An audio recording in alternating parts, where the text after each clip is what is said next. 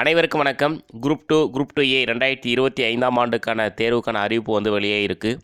So எதிர்பார்த்த அளவுக்கு vacancy இல்லை அப்படின்னு தான் நம்ம வந்து சொல்ல முடியும். ஏன்னா ஒரு 3000 வேகன்சிக்கு மேலே வந்து கொடுத்துருந்தா நல்லா இருந்திருக்கும்.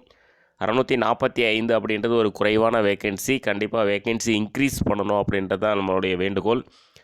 நடந்து முடிஞ்ச குரூப் 4 எக்ஸாமும் நம்ம எதிர்பார்த்த அளவுக்கு இல்லை. ஏன்னா தமிழ் வினாத்தாள் வந்து அவ்வளோ கடினமாக வந்து வச்சதுனால ஸோ எல்லா ஸ்டூடெண்ட்ஸோட மனநிலையும் வந்து அடுத்த தேர்வுக்கு எப்படி படிக்கிறது அப்படின்றது தான் எல்லா ஸ்டூடெண்ட்ஸோடைய மனநிலையும்.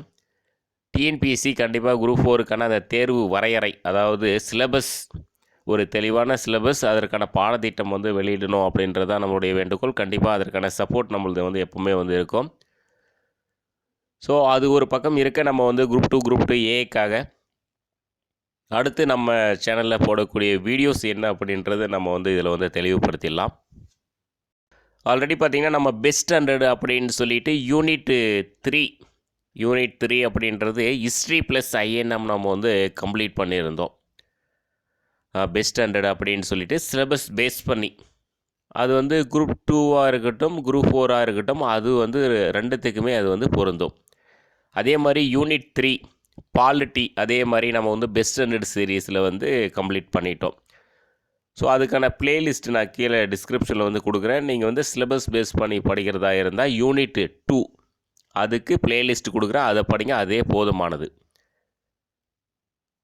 அதே மாதிரி யூனிட் 3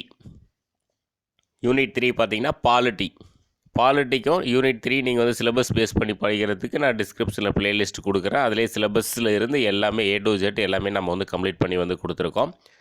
நம்ம சொல்கிறது எல்லாமே ஸ்கூல் புக்கில் படிக்கிறதுக்கு நம்ம இந்த யூனிட் 3க்கு உண்டான பிளானும் யூனிட் 4க்கு உண்டான பிளானும் வந்து இது போதுமானது.